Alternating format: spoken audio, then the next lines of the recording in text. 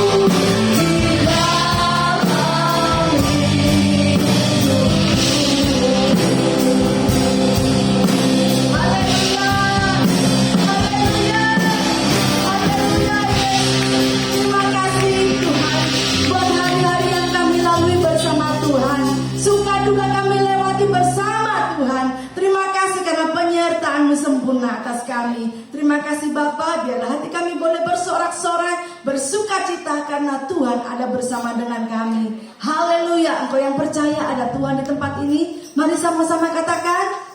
Yes, katakan sekali lagi. Haleluya, sorak-sorai bagi Allah kita. Amin.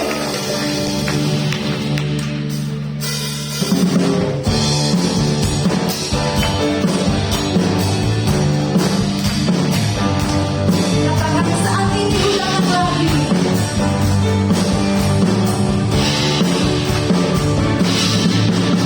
Saat ini ku datang lagi padamu Tuhan. Padamu Tuhan,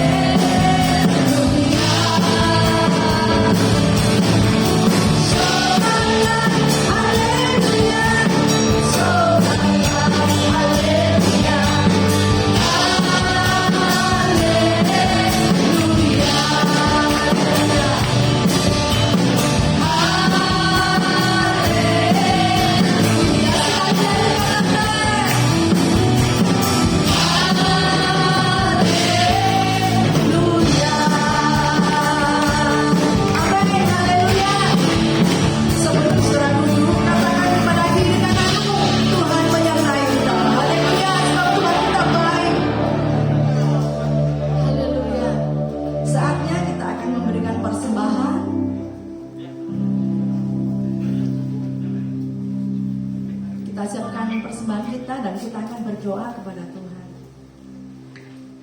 Haleluya.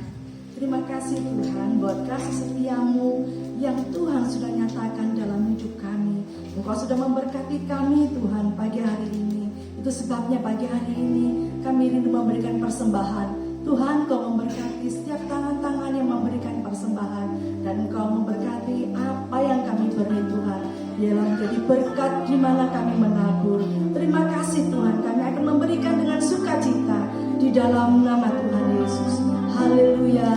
Amin. Haleluya. Bukan dengan kekuatan kita kalau saat ini kita boleh berdiri, kita boleh ada di tempat ini. Itu semua karena Tuhan.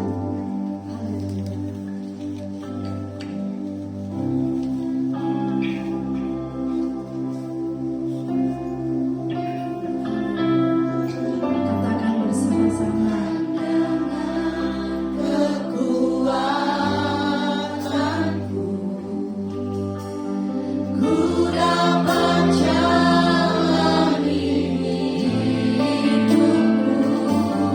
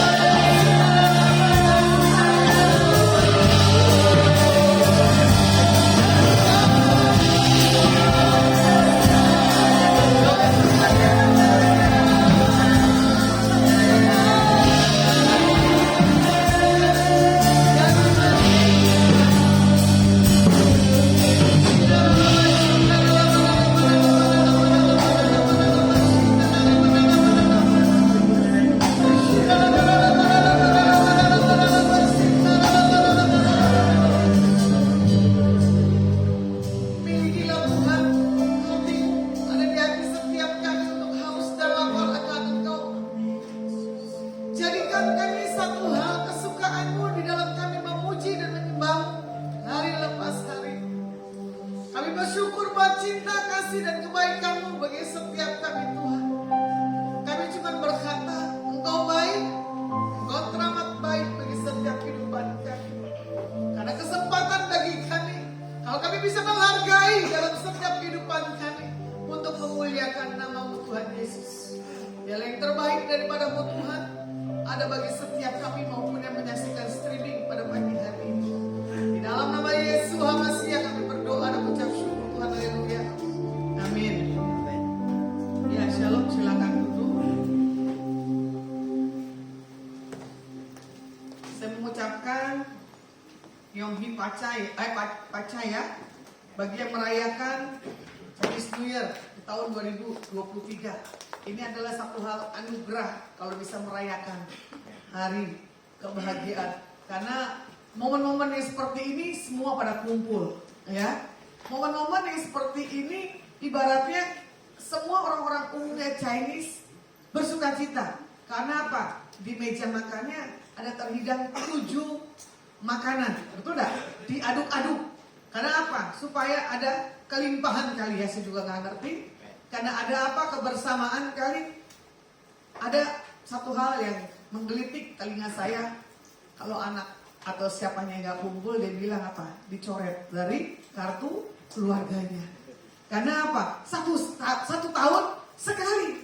Anaknya maupun di luar negeri apa di Indonesia, misalkan di kota mana, kalau gak datang nanti dicoret. Berarti gak dapat warisan. Ya, nah ini repot. Kalau setiap kita mengandalkan satu hal warisan, tradisi demi tradisi memang perlu, ya. Kita juga perlu menghargai.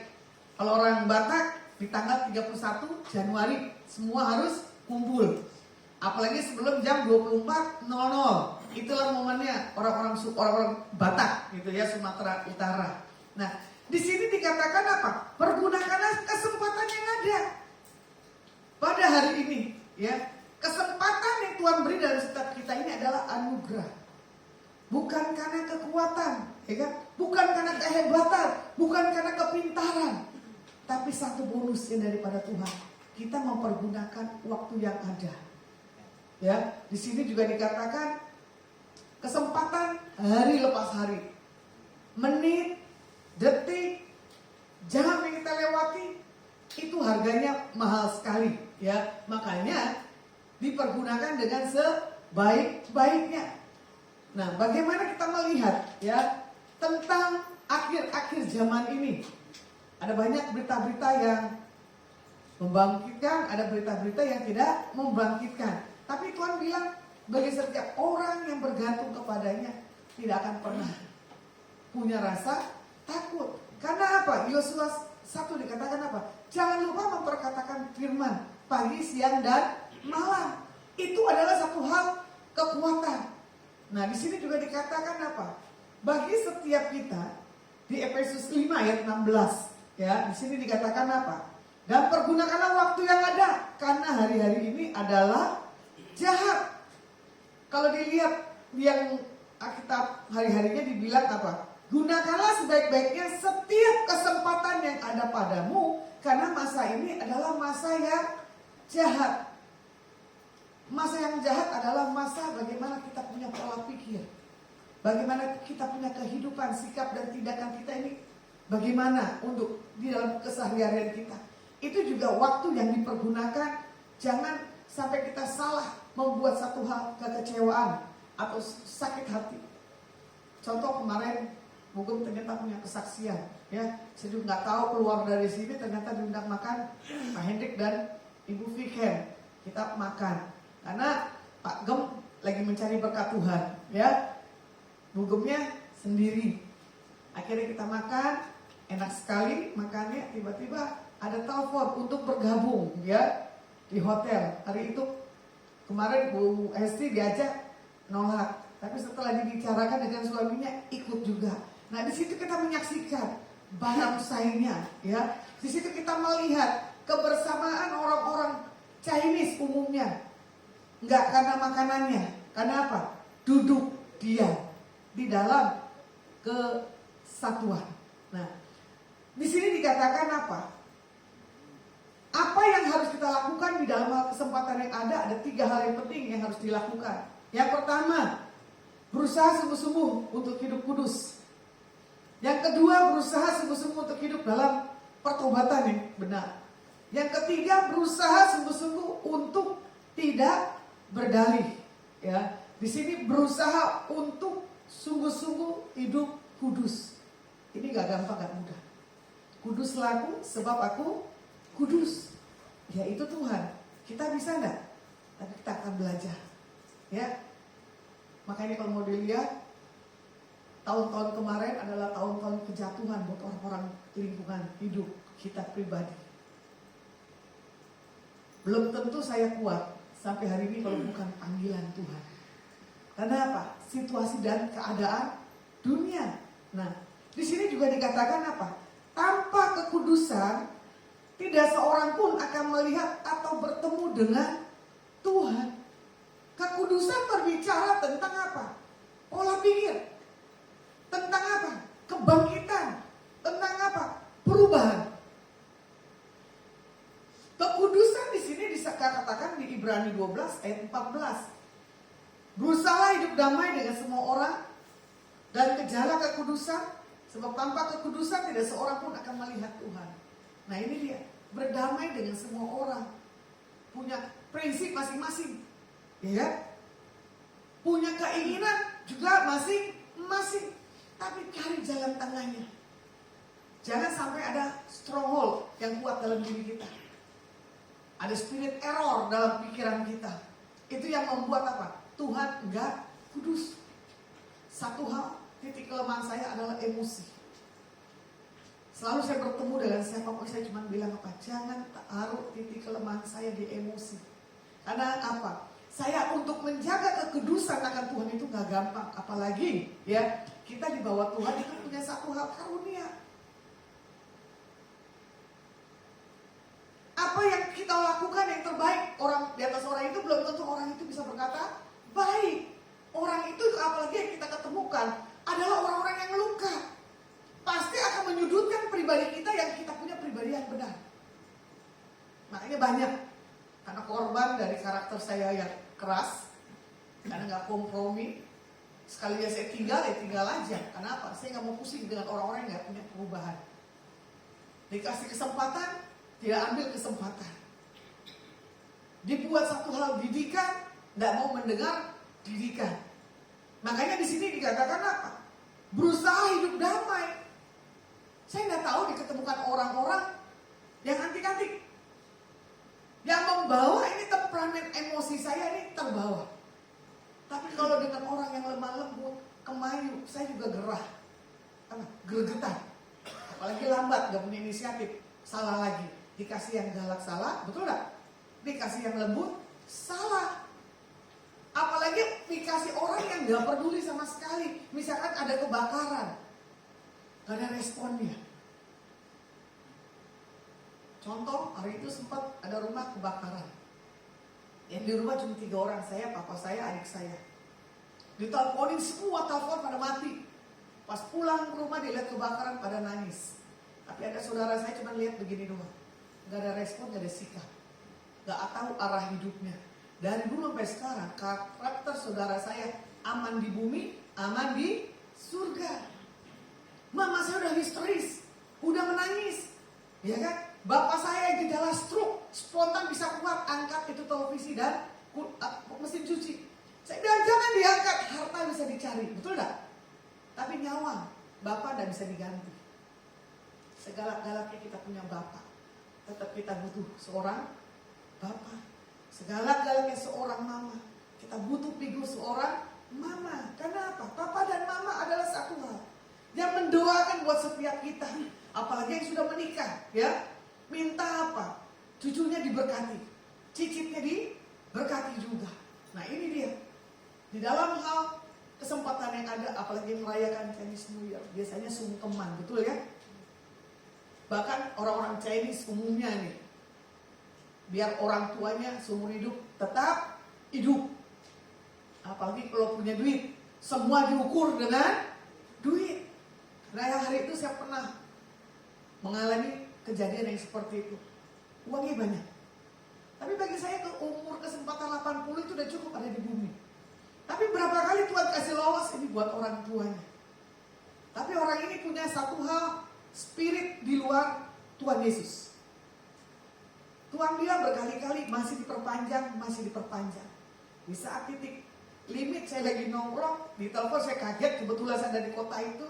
Saya cuma lihat, Pak berdoa, ini waktunya Tuhan untuk orang tuamu diambil. Dia nangis, dia ketemukan dokter dan susternya. Ayo beri kesembuhan berapapun akan saya bayar. Makanya tadi dibilang apa? Dengan apa kan ku balas ya segala kebaikanmu. Ternyata kita tidak bisa balas kasih Tuhan. Kita mau bayar umur kita dengan uang, gak bisa. Kalau bukan waktu, kesempatan dalam setiap kehidupan pribadi kita. Jujur di dalam hati. Di titik saya punya tekanan. Di titik saya punya kelemahan. Kadang saya bilang begini, akhiri hidup saya Tuhan. Tapi Tuhan gak kasih mengakhiri hidup. Karena apa? Terlalu lelah. Karena apa? Seperti tidak ada sesuatu hal yang mendukung dan mensupport. Yang kita hadapi, yang kita temui adalah orang-orang yang membawa kepentingan pribadi, bukan kepentingan Tuhan. Itu yang kadang melelahkan pelayanan. Saya nak butuh dana, ya, tapi bukan jadi patokan. Mencari orang-orang yang setia, mencari orang-orang yang bisa mensupport dan mendukung itu gak gampang. Karena saya dari dulu sampai sekarang, kalau saya sudah mengenal satu orang, saya akan mengikuti dan mentaati dan saya akan melihat, bahkan akan menduplikasi apa yang Tuhan taruh di atas orang-orang yang punya potensi dalam setiap kehidupan saya. Makanya saya mempergunakan waktu saya bertemu dengan siapa dan saya belajar kelebihan dari orang ini, bukan kelemahannya, bukan dicari hal-hal yang tidak, bukan dari hidupnya, tapi dia harus cari bagaimana Tuhan bawa dia. Terkadang kita dimimbar, terkadang kita punya status jadi sorotan, ya, jadi bumerang buat orang-orang menyerang pribadi kita sebagai hamba Tuhan. Saya menangis sedih di saat yang di samping kita jatuh dalam hal berbagai cobaan. Kadang saya mengkoreksi diri, di mana saya salah Tuhan? Kenapa orang ini tidak mempunyai sama seperti saya punya cinta haus akan Tuhan, yang tidak mementingkan pribadi, tetapi mementingkan hal kerajaan Tuhan dan kebenaran Alkitab. Semalam dalam ngobrol, saya antara nangis dan tertawa. Saya cerita dengan Bu Fiken, kamu lihat gambar ini. Bu Fiken punya satu impresi Tuhan. Dia bilang ini, iya. Itu semalam saya mau tahu. Kalau saya sudah melihat satu penglihatan dari Tuhan, saya gak akan kuat. Kenapa? Orang ini, apalagi kalau saya dikasih mimpi, saya paling takut. Karena kalau mimpi itu menjadi kenyataan daripada apa yang saya lihat. Orang ini menjerit, tolong. Maaf ya, prinsip saya begini loh. Kalau orang ini sudah dikasih kebaikan, dia jatuh, saya tinggalin. Saya gak mau tahu. Karena apa? Saya gak mau kotor. Karena apa? Titik kelemahan kita ini di karakter. Makanya kesempatan ini gak mudah dan gak gampang. Banyak orang-orang di hari ini yang saya melihat kerinduan akan Tuhan semakin berkurang. Ya, tidak seperti sebelum masa pandemi, orang haus dan lapar cari Tuhan dengan sungguh-sungguh. Makanya di sini dikatakan apa ya? Di masa kita menjaga kekudusan hidup, jangan dianggap itu nggak penting lagi. Penting hari-hari ini. Contoh kemarin ada di kota Semarang, saya buat sensasi. Saya makan, ternyata di situ ada yang ulang tahun, undang semua pria. Ternyata pria itu adalah pria-pria duda-duda, ya kan? Yang dikecewakan para wanita. Nah ini dia judulnya, wanita seperti pajangan, cuman dilihat setelah itu ditinggalkan. Tapi di saat ditinggalkan, laki-laki ini kebingungan, kesempatan tuh nggak bisa yang datang ya. Kedua, pas hari itu dia berulang tahun, meja yang saya makan ini dibayarin Udah begitu dibayarin, saya minta bungkus 5 bawa pulang. Karena apa? Buat sarapan saya. Ya, tapi di situ saya bilang begini, sini bro, saya berdoa buat kamu. Saya berdoa buat dia, saya sampaikan pesan-pesan Tuhan. Sampai satu hal yang saya katakan begini, ayo bro kita foto bareng. Apa kata orang tentang penilaian pribadi saya bersama dengan engkau? Semua cuma bilang apa? Kami dukung dalam doa bu, biar terjadi pernikahan. Siapa yang mau menikah? Selamat datang penderitaan. Lebih baik hidup sendiri. Kalau mampu bertahan, gak mampu, ya udah menikah. Ya, ini kesempatan. Kepilihan ada di atas setiap umat Tuhan. Jadi kalau kita lihat, ya 1 Petrus 1:14 dan 16, hiduplah sebagai anak-anak yang taat dan jangan turuti hawa nafsu yang menguasai kamu pada waktu kebodohanmu. Tarikan dunia begitu kuat, ya, karena apa? Menuruti hawa nafsu. Nah, hawa nafsu itulah yang menguasai apa yang ada dalam tubuh kita. Dosa itu paling enak daripada apa? Kudus, betul gak? Menjaga kekudusan itu adalah sesuatu hal, kesempatan yang dahsyat. Contoh, hal sepele aja. Tangan waktu patah di operasi, saya ngamuknya luar biasa. Tapi kejadian yang kedua di November, waktu saya operasi, saya nggak ngamuk. Ya, maupun diambil suntikan, maupun dipotong. Saya melihat kesempatan. Bahkan saya berkata ke Tuhan, ini operasi yang kedua Tuhan, tangan disalib. Kalau Tuhan panggil saya di meja operasi, puji Tuhan. Kalau nggak dipanggil, kesempatan. Ya, nah itu saya belajar. Bagaimana saya mengalami satu hal, ketakutan, penyiksaan dalam tubuh. Kemarin Bugem bilang apa? Tahun 2022 adalah tahun restorasi tubuh saya, betul. Ya, karena kemarin juga ada yang dilayani doa. Dia punya satu sakit penyakit, dia menutupi sakit dengan apa? Malu, takutnya apa? Dikatain orang atau gimana. Nggak usah takut, kita punya hal kelemahan dalam tubuh. Yang penting apa? Hati yang gembira adalah obat. Jadi kalau hati kita nggak gembira, penyakit itu pasti datang. Jangan sampai kita takut divonis kita CA, umur kita sekian, jangan. Buktinya punya kesaksian, ya. Istrinya Pak Yusak dari Siswantoro divonis 1 tahun, dipanggil Tuhan, ternyata apa? 14 tahun dia masih melayani Tuhan. Gembala sidang di tempat ini juga ibu siapa? Hosea ya. Divonis dokter umurnya sekian. Siapa sangka cuci darah masih diperpanjang umurnya. Siapa sangka kakinya hitam tapi masih ada hal kesempatan.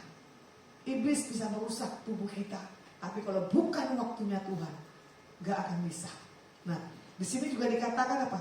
Tetapi hendaklah kamu menjadi kudus di dalam seluruh hidupmu, sama seperti Dia yang kudus, yang telah memanggil kamu. Sebab ada tertulis, kuduslah kamu, sebab aku kudus. Kita belajar untuk menjadi sempurna seperti Tuhan Yesus. Karena apa? Kita segambar dan serupa. Itulah manusia. Bedanya apa? Binatang tidak segambar dan serupa. Bedanya apa? Binatang nggak punya roh, manusia punya roh. Rohnya kita dengan Tuhan manusia adalah terkoneksi, ya. Jadi ada kekuatan, ada kemampuan yang daripada Tuhan.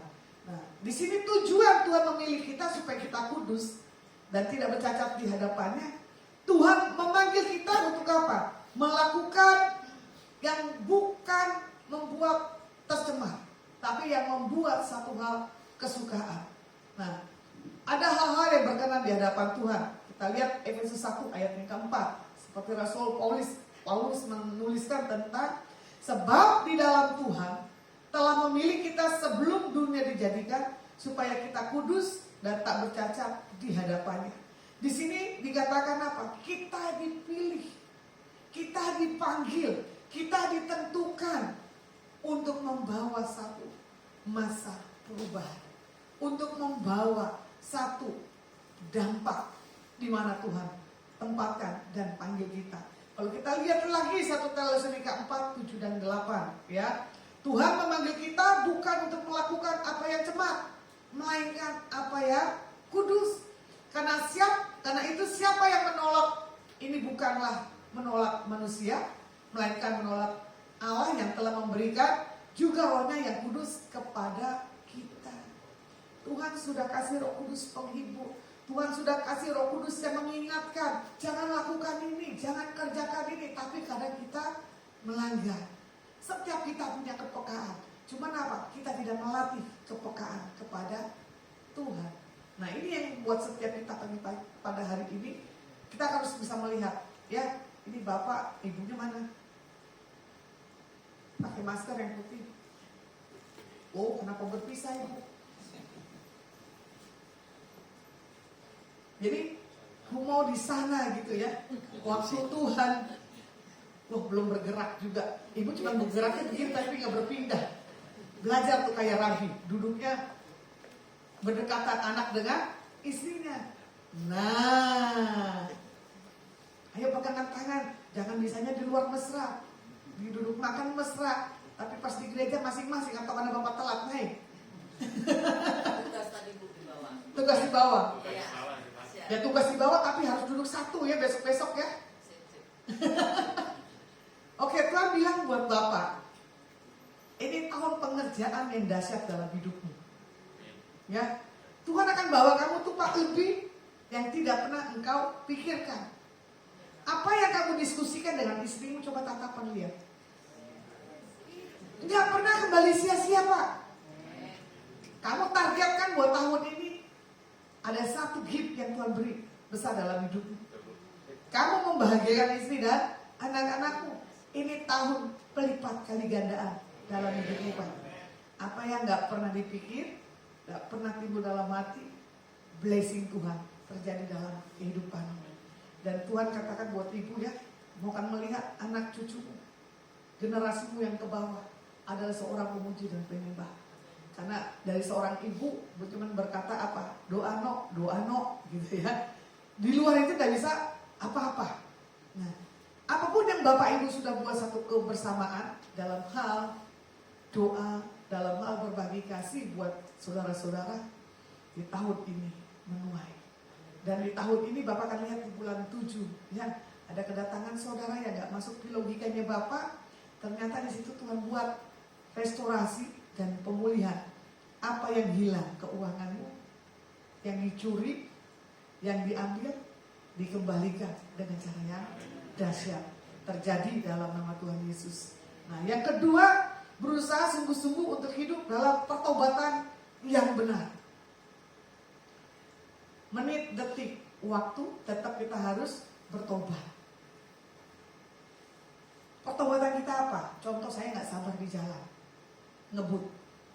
Pertobatan kita apa? Melanggar lampu merah. Tapi sekarang gak bisa, karena apa? Ada motor ya, CCTV-nya ya, bukan hanya CCTV yang di jalanan. Jadi kalau kita punya pelanggaran, siap-siap ditilang 500.000 mobil, 200 atau 300.000 itu motor.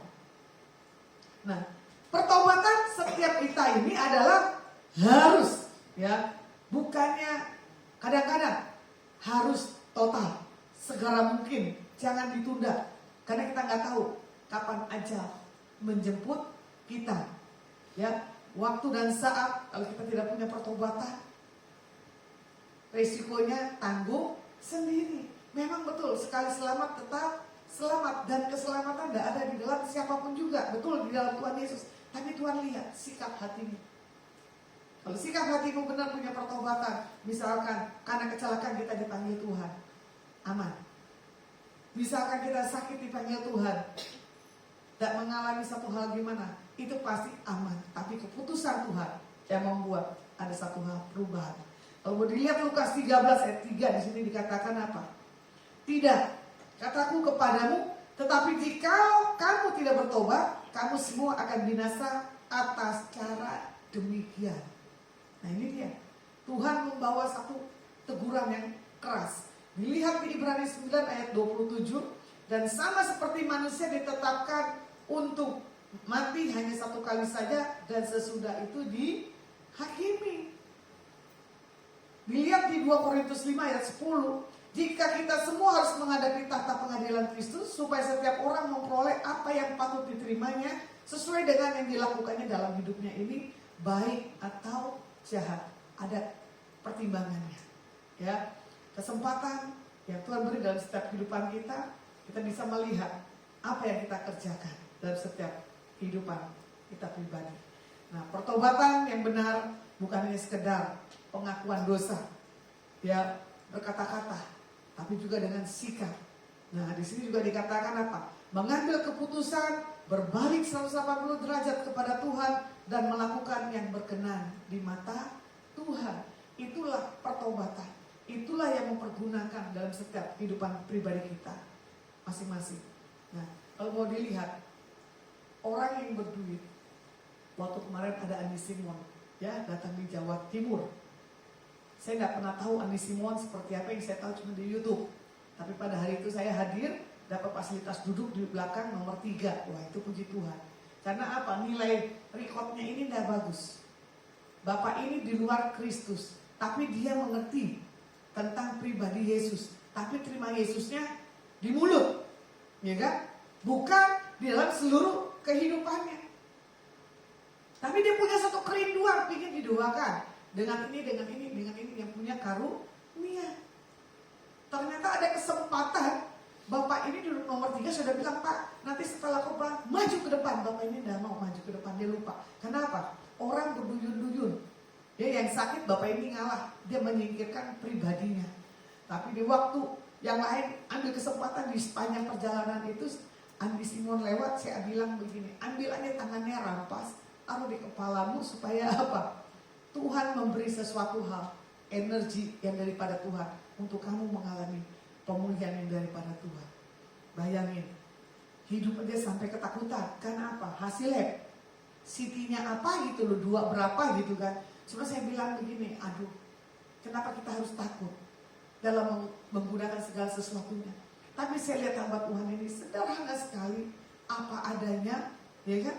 Cuma lagunya apa? Segala perkara dapat ku tangguh di dalam Dia yang memberi kekuatan. Tuhan Yesus penolong dan sabar, tetap percaya Tuhan bekerja. Kita bertobat, segala perkara yang menjadi penghalang hidup kita, ada kekuatan yang daripada Tuhan. Gak tahu ya kalau hamba Tuhan ini nyanyi, saya cuma bisanya menangis. Hamba Tuhan ini rendah hati, saya lihat, bukan hanya di televisi, tapi selama di perjalanannya. Dia kenal, dia tetap begini.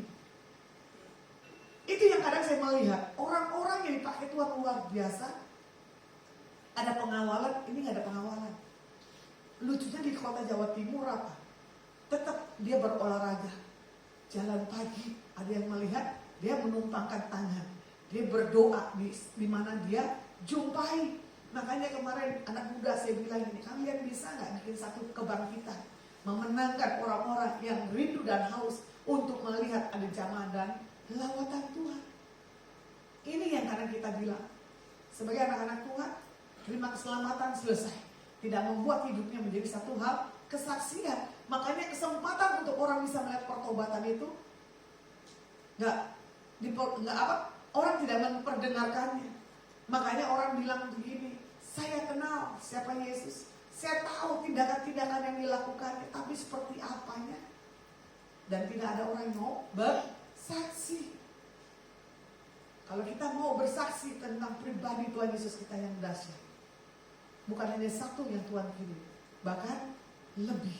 Nah, kalau di Ibrani 11 dari 12 ayat 1 di sini karena kita Ibrani 12 ayat 1 firman Tuhan katakan, karena kita mempunyai banyak saksi bagaikan awan yang mengelilingi kita, marilah kita menanggalkan semua beban dan dosa yang begitu merintangi kita dan berlomba dengan tekun dalam perlombaan yang diwajibkan bagi kita. Seorang atlet, dia akan olahraga konsisten, betul tak? Supaya apa? Tubuhnya terlatih. Supaya apa? Dia bisa memenangkan kemenangan, bukannya kekalahan. seorang yang berolahraga, yang melatih segala sesuatu dalam tubuhnya, ya, dia akan menemukan satu hal kepuasan dalam hidup.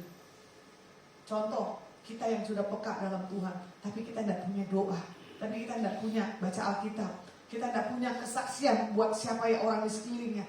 Pasti kita ini suam-suam, kuku.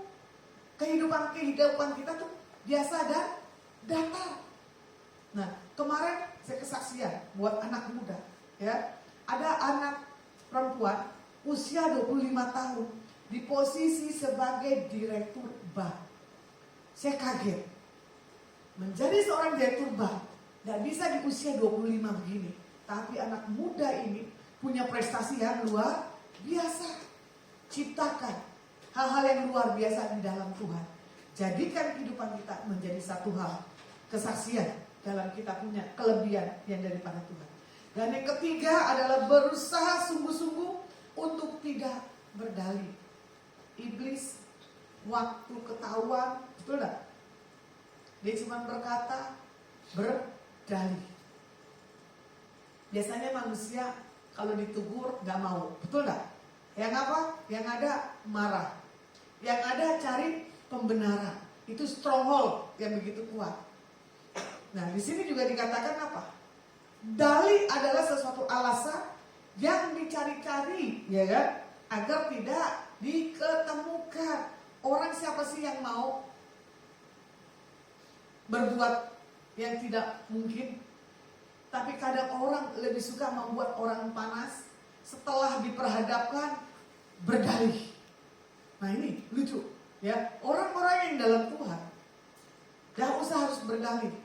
Saya cuma punya prinsip begini, kalau kita punya kebenaran, dimanapun orang punya lakukan hal yang kebodohan, dalam hitungan waktu Tuhan terbuka semuanya dan terlihat siapa pribadi orang ini, baik apa tidaknya. Nah, di sini juga dikatakan apa? Ada bermacam-macam dalih yang orang buat. Kadang, masa sih anak Tuhan seperti ini? Masa sih orangnya begini? Nah, semuanya apa? Melihat, mengkritik, tidak ada hal-hal yang baik. Apalagi dilihat status, apalagi dilihat suku, apalagi dilihat negara. Nah, ini yang repot. Nah, di sini juga dikatakan, mari kita stop, jangan kita berdalih. Jadi di dalam setiap ada kesempatan pada hari-hari ini, ya, mari gunakan kesempatan waktu untuk kita memberi yang terbaik buat orang-orang yang ada di sekitar hidup kita. Nah, yang pertama yang tadi saya bilang, ya, untuk menggunakan kesempatan adalah berusaha sungguh-sungguh mengejar kekudusan dan hidup di dalam hal kekudusan. Kesimpulannya juga berusaha sungguh-sungguh hidup di dalam pertobatan. Berusaha sungguh-sungguh untuk tidak berdalih dalam apapun setiap kehidupan kita sebagai anak-anak Tuhan. Jadi buat hari ini, pergunakan kesempatan yang Tuhan sudah beri. Kita ada sampai hari ini itu anugerah Tuhan. Ya Ibu, apa yang kau impikan? Apa yang kau minta dalam namaku, kata Tuhan. 3 minggu ke depan, kamu akan lihat jawaban Tuhan terjadi dalam hidupmu. Tuhan bilang, hapus air matamu. Aku mendengar jeritamu. Kadang kau gak kuat, kadang kau gak mampu. Kapan ini Tuhan? Aku melihat masa-masa yang sukacita, yang selalu kamu lihat ke belakang, kegelapan. Tapi Tuhan bilang pagi hari ini, kesempatan Tuhan pasti terjadi. Boleh pegangan tangan dengan suamimu? In the name of Jesus. Lepaskan kasih anugerahmu buat Bapak dengan Ibu. Ini kesempatan Ibu akan melihat bahwa pemulihan dalam keluarganya pasti terjadi. Buat posisi Bapak Tuhan dalam keadaan yang tidak menentu. Kami tahu Engkau yang memberi perubahan yang besar dalam setiap keadaan dan situasi. Engkau tidak terpuruk, kata Tuhan. Aku akan angkat engkau dan aku akan membela hari lepas hari dalam setiap hidupmu. Perjalananmu adalah perjalanan yang penuh dengan sukacita, bukan kegagalan. Tutup celah-celah iblis yang selalu bermain di dalam hal pemikiranmu. Tapi kalau kau percaya buat hal yang besar, sudah di depan mata. menjadi jatah bagian hidupmu. Aku akan memberkati rumahmu, kata Tuhan. Tidak ada apapun yang terhilang dalam setiap kehidupanmu. Semua yang dari Tuhan beri pasti dijagai dan dipelihara. Di dalam nama Tuhan Yesus kami berdoa dan mengucap syukur Tuhan. Amin. Kita angkat pujian.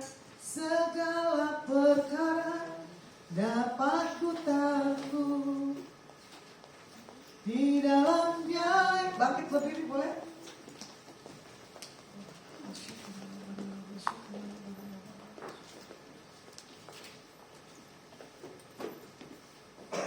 Ini biasa ya, setiap mau khotbah pemain musik beralih. Kalau bisa pemain musiknya standby, jangan suka pergi-pergi ya. Mau buat anak kecil enggak apa-apa, mau minum enggak apa-apa. Oke.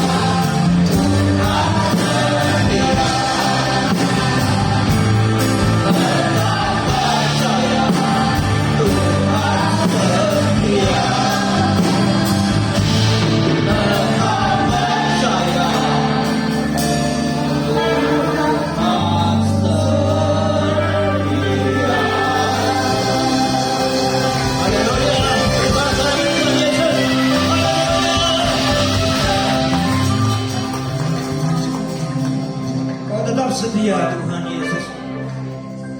Walaupun kami kurang setia, Kau tetap setia pada kami. Kau Tuhanku, Rajaku, sahabatku yang setia. Thank you Lord. Terima kasih atas firman-Mu yang sudah disampaikan dengan benar oleh Ibu Evangelis Lasma Sianturi. Kau memberkati hamba-Mu ini, pakai dia lebih lagi dalam Engkau Yesus. Karena manapun Engkau utus dia, Engkau menyertai dia dan memberkati dia. Makasih Tuhan Yesus. Haleluya. Puji Tuhan. Syukur hanya bagi-Mu Yesus. Tuhan,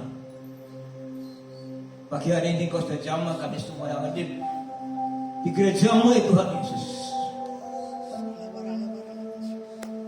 Kau mengurapi kami dengan minyakmu yang baru. Kau suci kuduskan kami, kau layakkan kami. Jadikan kami orang-orang yang berkenan kepada Engkau Yesus. Terima kasih Tuhan Yesus. Haleluya. Ampuni kami atas segala dosa, kesalahan, pelanggaran yang kami lakukan Tuhan Yesus. Dan Kau sudah suci kuduskan kami, layakkan kami menjadi anak-anak-Mu. Dan Kau memberkati kami luar biasa. Terima kasih Yesus. Haleluya. Puji Tuhan. Haleluya. Kau baik Tuhan. Kau sungguh Allah, Kau yang sungguh sangat baik. Saat pagi hari ini Kau jamah satu persatu jemaat-Mu yang hadir. Tidak ada yang kelewatan. Kau hampiri, Kau jamah, Kau peluk. Yesus. Terima kasih kalau Kau selayakan kami. Terima kasih Yesus. Haleluya. Haleluya. Haleluya. Satu-satu Kau sudah memberkatinya. Amin. Kau sudah pulihkan warga anak-anak-Mu ini. Kau sudah pulihkan pekerjaannya. Kau sudah pulihkan kehidupan ekonominya. Kau sudah sembuhkan segala sakit penyakit yang diderita. Sehingga kami menjadi sehat, kami menjadi kuat, kami dapat melayani Kau lebih lagi Tuhan. Waktu yang lama Tuhan, waktu yang Kau berikan pada kami. Ayo kerjakan sekarang, jangan nanti. Kerjakan sekarang. Kasih Tuhan lebih. Terima kasih Yesus. Haleluya. Puji Tuhan. Terima kasih Tuhan. Haleluya. Mari angkat kedua tangan, tegakkan kepala, pandang Yesus. Temukan senyumnya yang luar biasa bagi Engkau, karena begitu Dia mengasihimu luar biasa. Tuhan memberkati Engkau. Tuhan melindungi Engkau. Tuhan menyinari Engkau dengan wajahnya dan memberikan Engkau kasih karunia. Tuhan menghadapkan wajahnya kepadamu dan memberikan Engkau damai sejahtera. Terimalah berkat dari Allah Bapa, Putra dan Kudus. Berkat kasih, sukacita, damai sejahtera. Mulai pagi hari ini sampai Maranatha Tuhan Yesus datang kedua kali, bahkan sampai selama-lamanya. Yang sudah menerima berkat Tuhan, mari katakan bersama. Amin.